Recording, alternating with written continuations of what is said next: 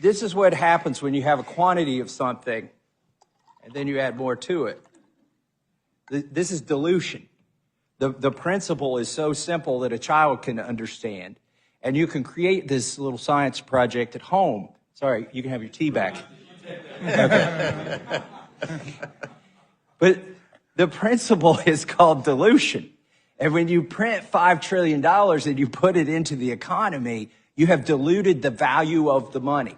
So for instance, if you had a minimum wage at some amount and somebody was making minimum wage and they were still making minimum wage after this money was printed, they actually are making considerably less in terms of real dollars. It's dilution.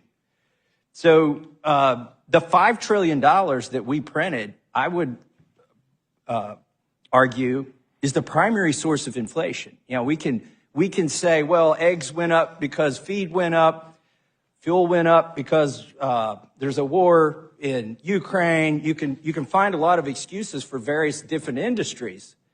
But what is the probability that every price went up all at the same time? You can't blame them on specific supply chain problems. The thing how do you explain the global? Yes, I'm glad you asked me that, Professor Raskin.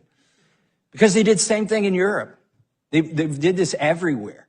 They printed their own equivalents of the Federal Reserve and Treasuries, created their own money out of thin air. Mm-hmm. It may be the only thing that saved our dollar is that everybody else did the same thing to their currency. And so the question is, right now we're coming up on the debt limit. Why isn't anybody proposing to print more money? Why aren't the economists proposing to print more money? Because it is poison. When you print money, it is poison to our economy.